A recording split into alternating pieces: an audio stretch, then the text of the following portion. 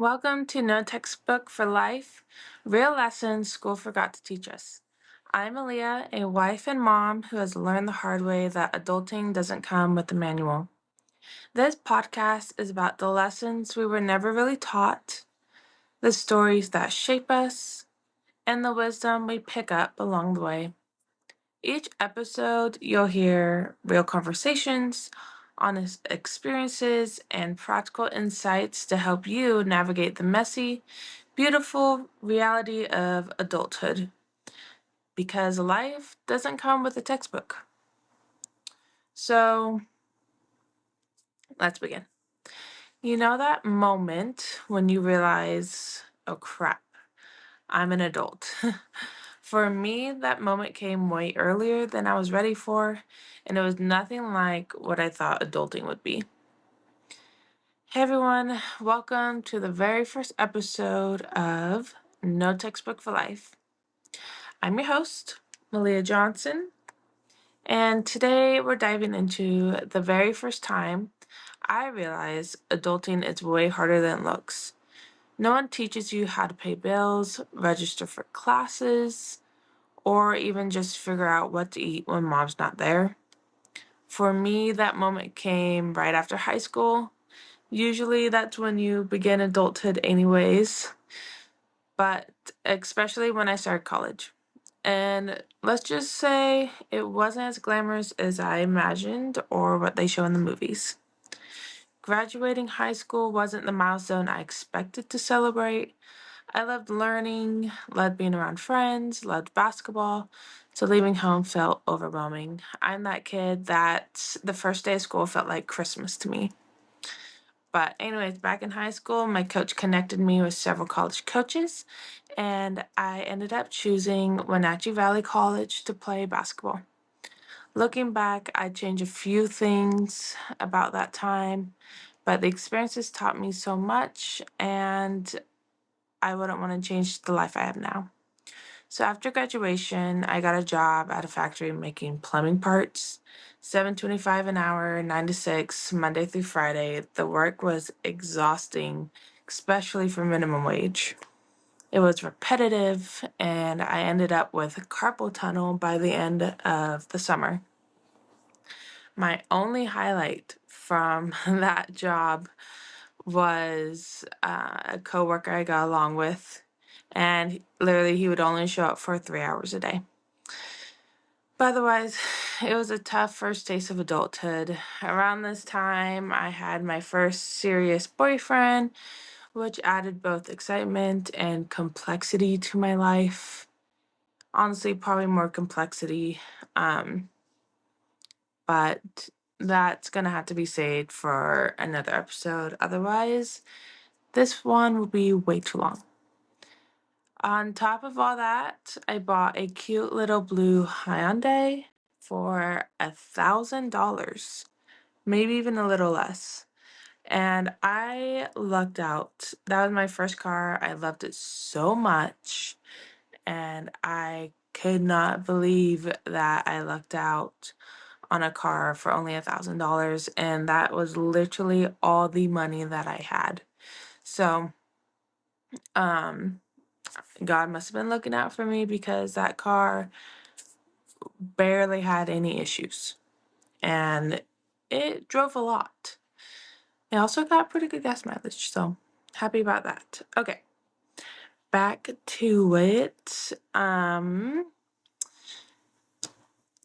Right, first job, whatever. Money was still pretty tight. Most of my paycheck went to basic survival, gas, food, and sometimes small surprises for my family. I love to show up to my brother's schools, um, elementary and middle school, pick them up and take them out for lunch. And I didn't do that often, but that's where some of that money had gone. Um, I also had a side gig at fairs doing bubble ball events. I feel like I had some of the most random jobs ever because, I mean, my real official first-ish job, I was 12 years old and cleaning a office for like marine scientists. Um, and then my second officialist job was working out of a snow shack, the Hawaiian shaved ice. So, yeah. And then now I'm putting together plumbing parts and working a side gig of putting people into giant inflatable balls. So, yeah, you literally go put like a giant inflatable ball on your body, put your arms through, and then you run around, roll around, hit people with it. So if you are looking for a great way to get whiplash, that's it. And let me tell you, I always got whiplash when I did that. Anyways, off topic. But at a side gig fair in Ontario, Oregon, working those same bubble balls, I got attacked by what I felt like 1,000 mosquitoes. Okay, not really, probably like two. But they're buzzing around, they get annoying. Um, One of those mosquitoes must have been carrying an illness because I contracted West Nile, and that was around the end of July. So I just graduated in May. End of July, I had just been basically working my life away and spending all my free time with this boyfriend. And now I have West Nile, but it takes a little bit to show symptoms, I noticed. First, it started with like a full body rash, and I could not figure out what was going on. I just remember being at work absolutely miserable and not knowing why my whole body felt like sandpaper. And then, I'm pretty sure it took like 3 weeks from contracting West Nile until I ended up being hospitalized.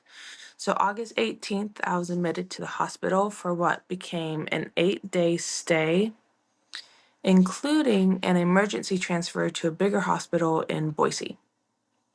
So for 3 days, nobody could tell me what was happening when I got to the urgent care. I fainted, went upright, had migraine, stiff neck, severe pain. Doctors came in wearing face masks one visit, then full hazmat suits the next, until finally I was diagnosed with West Nile meningitis, a rare neurological complication from the mosquito-borne virus. Literally less than 1% of people develop severe disease like this. And yeah, that's me. I should buy a lottery ticket. So yeah, I experienced a high fever, severe headache, muscle weakness, fatigue, and it left me completely helpless just weeks before I was supposed to move to college to play college basketball. Like, bedridden 8 days, I had lost all muscle mass.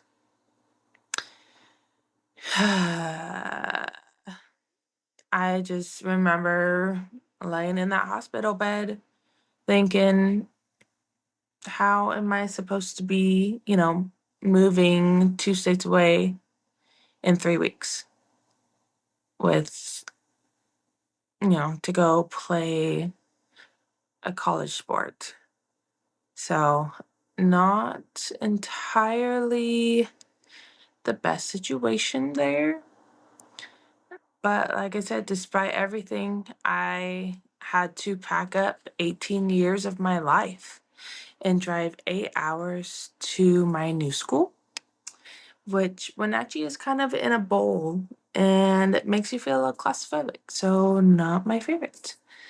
On top of all that, I am the oldest child, and there is a thing to say about birth order and kind of like the stereotypes that go along with it.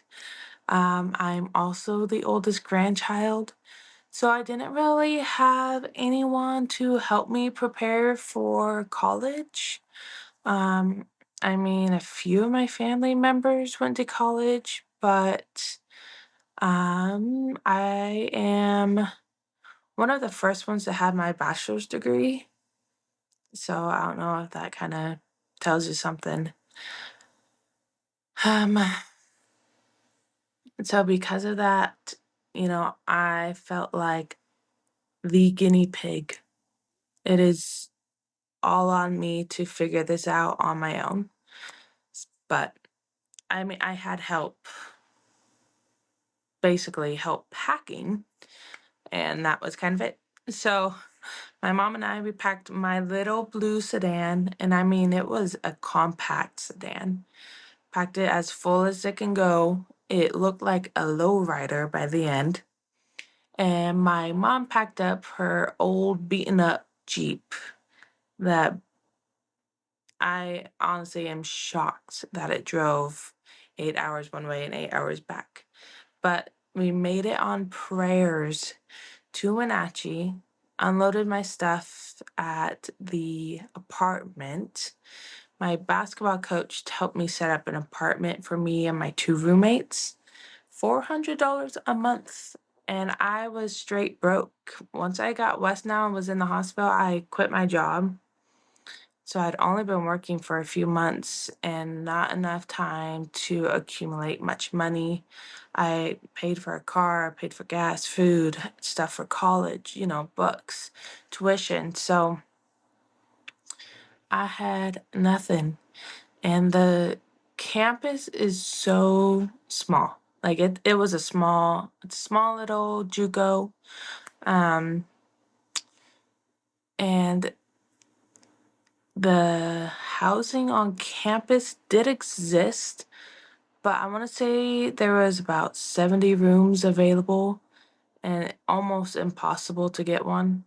So this was the best they could do, was a apartment, and it was $400 each. So it was a pretty spendy apartment for a two-bedroom. It was two-bedroom, two-bath. So it was okay, but I mean, it was rough. I had a mattress on the floor, but um only because someone from church provided it for me and my roommate, which was super nice of them. I had no extra help from home in terms of finances, and I was 8 hours away. And there were a lot of things I had to figure out at once, bills, groceries, school supplies, laundry, and first heartbreak in college, of course. Um, let's set up the timeline. So, middle of August, I was hospitalized for 8 days. 3 weeks later, is September 13th, I moved out to Washington. Um, and then the first week of October, I was in church. Um, and I got a phone call in the middle of class. So I went out to the hallway, took the phone call, and I only took it because it was my boyfriend calling. And it was definitely out of the blue, and he just randomly gave me this ultimatum of, you have to leave your church and join mine, or we had to break up. And the church that he went to was just, I mean, he just like kind of randomly went to a church. He didn't actually have a church that he was really dedicated to. So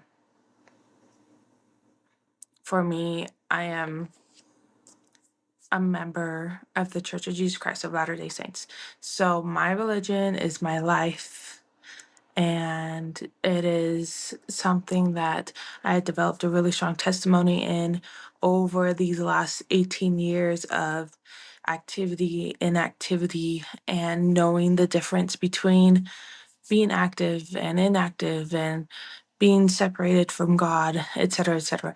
And I had already learned that in my 18 years um, of these up and downs with church. And so I knew like leaving my religion was not an option. And I guess in his eyes, joining my religion was not an option for him. So we were at a standstill and we decided to break up. But I mean, this wasn't my first boyfriend, but like first serious boyfriend that I could see myself getting married to. Um, but in the end, it just wasn't going to work out. So I broke up while I was in church, by the way. And I was barely holding it together. You know, I was already stressed with practice and games and making new friends and being at a new school. I'm from Washington, so Wenatchee was only about 4 hours away from my hometown. And so it was like, you know, going back home. But still, being away from my family, that was something new. So, um, I remember this day so clearly. The breakup happened. I hung up and I started walking down the hallway towards the door so I could leave. And I'm holding myself together so that I could get to my car and nobody's gonna ask me questions. But as I was walking down the hallway, I heard someone yelling at me from all the way down the hall. And like I said, we're in the middle of church, so usually you don't hear yelling. And then there was running. So I turned around and it was the bishop of our ward running down the hallway. He yelled at me to wait. So I waited and when he got to me, he told me that he he felt that I really needed a hug and that I couldn't leave without one. So I got a hug from the bishop and left, went to my car and just started crying. Um, but what amazes me about that moment was I felt God instantly provided comfort, instantly provided it, right? And from the bishop of our ward, who was so loving and so kind and just amazing. So, yeah, I mean, like I said, there are a few things I would have changed in the moment if I could have, but now looking at my life now, I wouldn't. And a lot of things that happened that year in college completely changed my course of life. So I see that now. However, at the moment, my life was over, you know. Um, 18, freshly out of high school, trying to live life. And that to me was the end of my world.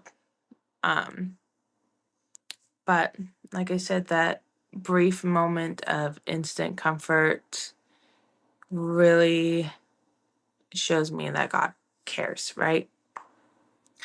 But still crying in my car, I called my mom and sister and I just wanted to go home. Even though, like I said, that first year of college was incredibly hard. There are so many more awful things that happened, but also so many more miracles that happened that, I mean, I could get into, but I'll save that for another time. Um, I'll just summarize it up a little bit. But I started making new friends at church. There were very specific people that came into my life at specific times when I needed them. For example, the missionaries showed up to my door that night after the breakup, and guess what they brought? They had cookies and homemade apple cider. And nobody knew what happened. I didn't like nobody saw me crying, nobody knew anything was wrong. Um Another person that came into my life at the right time was a returned missionary who had served in that area. So when Wenatchee was like in his mission, and he came back to his mission area, but also to go to school. And he just joined the boys basketball team, and we were really close. And his name is also the same name as my little brother. So um, there's so many more miracles that I wish I could get into. But, there were people who truly supported me and helped me feel like I belonged. I also had the opportunity to learn from the missionaries who taught me how to teach others the gospel, which gave me a sense of purpose and confidence I hadn't felt before.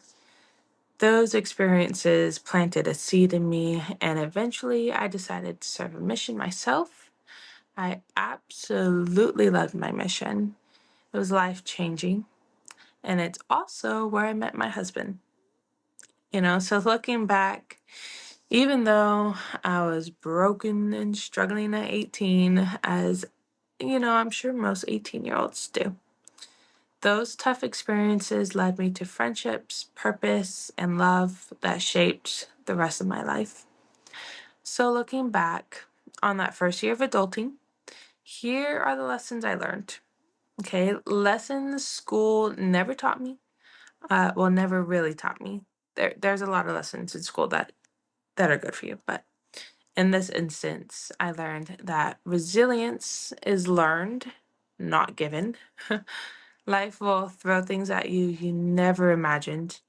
Illness, heartbreak, financial stress. You don't have to be prepared for everything, but you can survive it. Surviving West Nile and moving across 2 states broke me down physically and emotionally, but also taught me that I'm capable of more than I thought. Your support system matters. Whether it was my bishop running to give me a hug, or the missionaries at church teaching me how to serve and lead, the people around you make a difference. Ask for help, accept it when offered, and surround yourself with people who lift you up.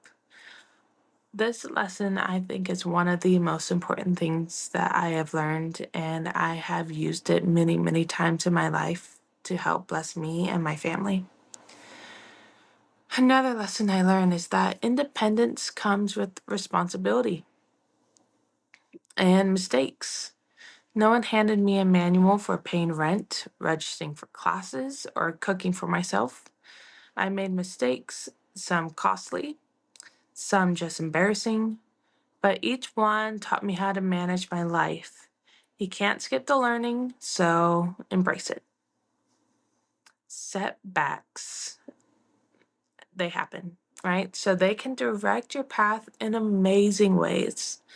That first heartbreak and the challenges of moving away pushed me to find purpose in new places, friendships, faith, and eventually serving the mission.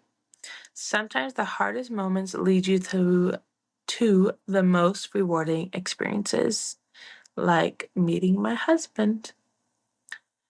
Third lesson, self-compassion is key. You're learning, you're growing, and you will stumble. Being kind to yourself through the process makes the lesson stick and keeps you moving forward. You just gotta do it. So these are the lessons that shaped me at 18 years old, and they're lessons that many of us never get taught in school. Adulting isn't glamorous, it isn't easy, and there isn't a textbook. But each step, each mistake, and each moment of struggle builds the foundation for the life you're creating. And as I think about everything I went through that first year, the heartbreak, the illness, moving away, and figuring out life, um, I'm reminded of a quote that I love by Orson F. Whitney. And this is what he says: "No pain that we suffer, no trial that we experience is wasted. It ministers to our education, to the development of such qualities as patience, faith, fortitude, and humility.